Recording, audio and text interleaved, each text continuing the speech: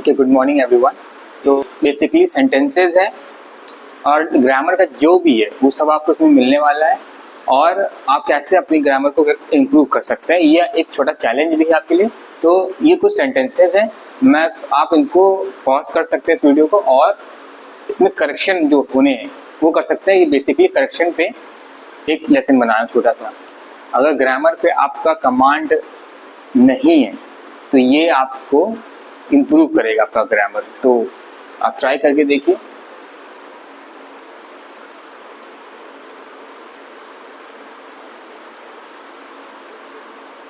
तो मुझे ऐसा लगता है कि आपने ट्राई किया होगा पॉज करके इस वीडियो को, और मैं आपको ना एक छोटा सा हिंट देता हूँ कि गलती इन सेंटेंसेस में कहाँ पर है। आप चेक करिएगा कि वो गलती आप मैच करा पाएंगे नहीं। देखिए, so now please go through the sentences and make sure आप गलती भी अगर पकड़ ले रहे हैं तो भी आप बहुत अच्छा काम कर रहे हैं अपने इंग्लिश को, ग्रामर को इम्प्रूव करने के लिए। तो वही बहुत इंपॉर्टेंट था। अगर आपने ये गलतियाँ पकड़ी थी सारी तो भी आपको ये बात जाननी चाहिए कि आप काफ़ी बेटर हैं इंग्लिश में। तो फिर से एक बार ट्राई करिए पॉज करके कि सही क्या होगा इसमें, उसके बाद मैं आपको बताता हूँ सही क्या था।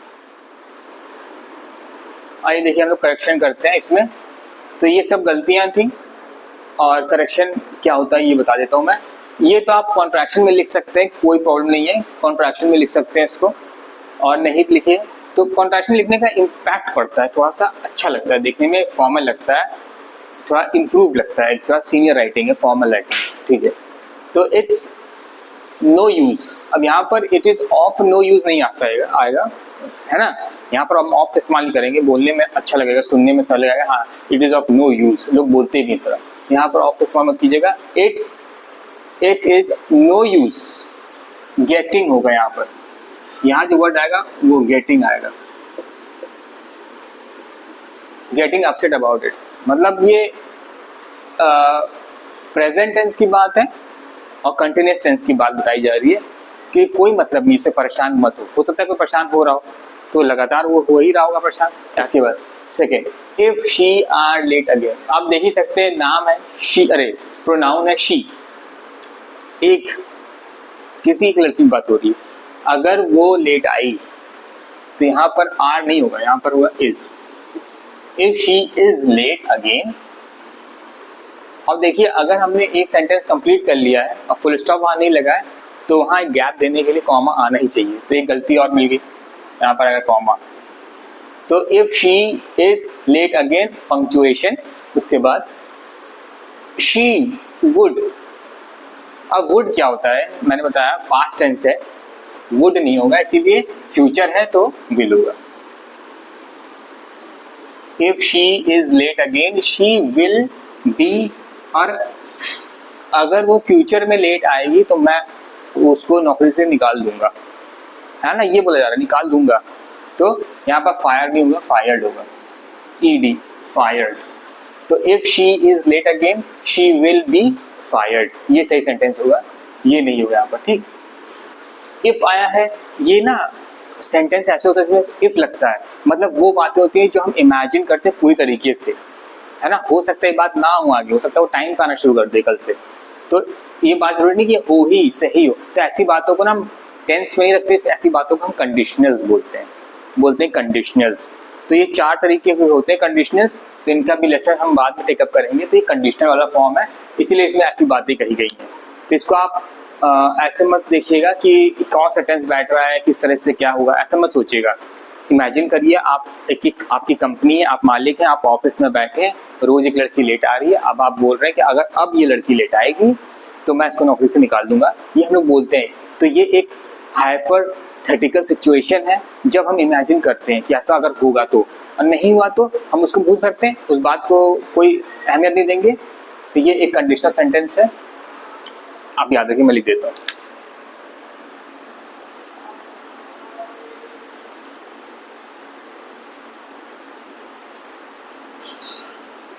और कंडीशनल जो होते हैं वो 4 टाइप्स के होते हैं। ये कंडीशनल सेंटेंस है, ये वाला सेकंड वाला, ठीक। तो हाइपोथेटिकल सिचुएशन है और बहुत सारी बातें आप बोलेंगे कि अगर मैं अमीर हो जाऊं तो मैं चांद पे जाना पसंद करूंगा। अगर आप कहते हैं जो इमेजिनरी है तो वो कंडीशनर्स होती हैं, तो उनको टेंस में मत रखिएगा, उनको आप कंडीशनर्स के अलग फॉर्म होते हैं। मैं उसको ज़रूर पढ़ाऊँगा आपको कुछ दिन बाद।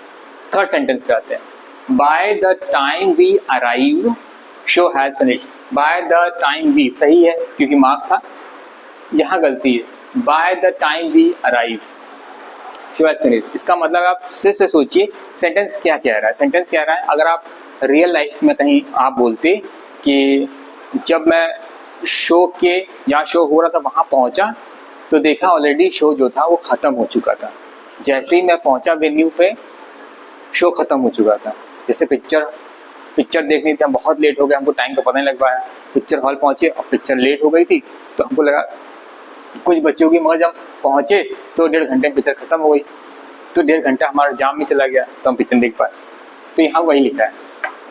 तो अगर हम ये इस बात को ये सोचें by the time we arrive तो शो हैज़ फिनिश, तो ये एक तरह का वो सेंटेंस है जो हम प्रेजेंट में बात कर रहे हैं, पास्ट में जो हो चुका है।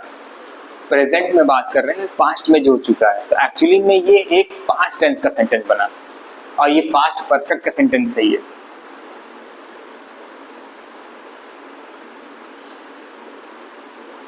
इसीलिए यहां पर by the time we arrived आएगा, ईडी लग जाएगा यहां पर, क्योंकि ये पास्ट टेंस की बात है। मैं अभी किसी से बात कर रहा हूं, आप अभी बैठे हैं किसी से बता रहे हैं कि मैं जब वह पिक्चर देखने पहुंचा तो ऑलरेडी खत्म हो चुकी थी।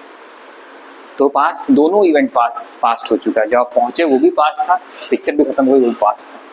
परफेक्ट सेंटेंस है, पास्ट परफेक्ट है। इसीलिए शो हैज़ फिनिश्ड, यहाँ पर भी ईडी आ गया क्योंकि वो खत्म हो चुका है, दोनों पास्ट। अच्छा बताइए यहाँ गलती क्या है?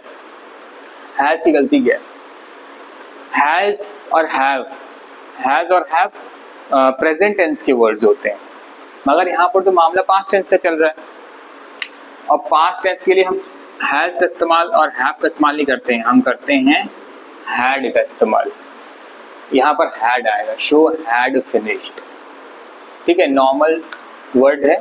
और अगर यहाँ पर आप कुछ भी लगाएंगे, आप रीड करेंगे अब by the time we arrived show had finished, अगर आप ये सीख लेते हैं आज तो फ्यूचर में यहाँ कोई भी वर्ड आ जाएगा आपको अटपटा लगेगा। आप सोचेंगे कि मुझे अगर सही आंसर नहीं पता है तो ये मुझे ये भी पता है कि ये सही नहीं लिखा है, तो वो भी आप जज करने में काबिल हो जाएंगे। उसके बाद fourth, his exam is next week. His exam is next week, he have not started studying still. तो यहाँ पर 2 गलतियाँ थी, 3 गलतियाँ थी यहाँ पर। पहला है ही हिज, एक लड़के की बात हो रही है, his exam is next week, है ना, उसका एग्जाम अगले हफ्ते है, his exam is next week. He have not, sentence change हुआ है, एक बात बताई गई अगले हफ्ते एग्जाम है, एक बात बोली गई। और दूसरी बात ये, तो अगर 2 बात हो रही है तो कोई ना कोई एक वर्ड आता है बीच में जो 2 बातों को जोड़ता है, सेंटेंस से उसको जोड़ता है आपस में, एक सेंटेंस बना देता है। तो वहां पर एक कंजंक्शन आएगा, यहाँ पर एक कंजंक्शन आएगा। तो his exam is next week. अब क्योंकि यहाँ पर लिखा है वो पढ़ाई ही नहीं कर रहा है, तो हम क्या लिखेंगे, उसका एग्जाम अगले हफ्ते और वो पढ़ाई नहीं कर रहा है ना, उसका एग्जाम अगले हफ्ते है और वो पढ़ाई नहीं कर रहा है, ये नहीं बोलते हम, ठीक है। His exam is next week but his exam is next week but he have, यहाँ पर गलत है, आप जज करिए कि यहाँ पर क्या आना चाहिए। his एक लड़का है, एक, his exam is next week but he hasn't, he has not, मतलब he hasn't लिख दीजिए आप, he hasn't started, ये गलत है। has not, have not नहीं आएगा, has not आएगा। सिंगल चीज की बात करते हैं, have के बारे में पढ़ाई किए थे ना, have कब आता है, मैं यहाँ लिख देता हूँ, have जब हम कोई ऑब्जेक्ट या सब्जेक्ट 1 से ज़्यादा हो, और has जब कोई ऑब्जेक्ट या सब्जेक्ट एग्जैक्टली 1 हो। तो वहाँ हैज लगाते हैं। यहाँ एक लड़के की बात हो रही है इसलिए यहाँ पर हैजंट आएगा। His exam is next week but he hasn't started studying. Still नहीं होगा, रुका हुआ नहीं है वो, अभी तक। मतलब क्या आएगा आपको पता है? यहाँ पर आएगा एक और कंजंक्शन yet, है ना। तो his exam is next week but he hasn't started studying yet, तो still की जगह आएगा yet। ठीक है, तो ये एक प्रेजेंट टेंस का सेंटेंस है। आप ये मत सोचिएगा फ्यूचर टेंस का सेंटेंस है ये, क्योंकि हम ये अभी बता रहे हैं इस वक्त। तो मैंने बताया था कि प्रेजेंट टेंस जो सिंपल प्रेजेंट टेंस होते हैं उनके ही स्टेटमेंट्स बनते हैं ऐसे, जो कोई फैक्ट बता रहा होता है ना, या अभी मौजूद समय में इस करंट टाइम में कुछ हो रहा हो, उसे प्रेजेंट टेंस होते हैं। तो ये प्रेजेंट टेंस का वर्ड है। ये मैं सोचेगा कि अगले हफ्ते से एग्जाम है तो फ्यूचर चला गया, नहीं, एग्जाम फ्यूचर में, बट हम जो बोल रहे हैं इन्फॉर्मेशन दे रहे हैं वो प्रेजेंट है, इसलिए प्रेजेंट टेंस का सेंटेंस माना गया। तो उसका fifth, this is a women whose painting we see yesterday. ये एक औरत है जिसकी पेंटिंग हम लोग कल देखे थे। तो हमने दिस इज वुमेन, देखिए एक वर्ड है अ भी लगा है और वुमेन भी है, ई। तो वुमेन ई का जब लगता है वुमेन में ई, MEN, या मैन में लगता है MEN, MAN की जगह MEN, तो ये दोनों वर्ड्स हमारे बन जाते हैं प्लूरल।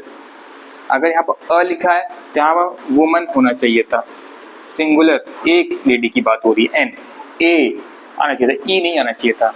ई मतलब ढेर सारी महिलाएं, ए मतलब एक महिला, तो यहाँ पर ए लिखा है। This is a woman whose, क्यों गलत है ये बात बताऊंगा मैं। This is a woman whose painting we see yesterday, है ना। This is a woman whose, कल हम लोग डिस्कस किए थे, या पिछले वीडियो में मैंने डिस्कस किया एक वर्ड हुज, हुम और हुज, ये वाला हुज, उसमें बहुत क्लियरली मैंने मेंशन किया था कि क्या सही वहाँ पर आना चाहिए चीज़।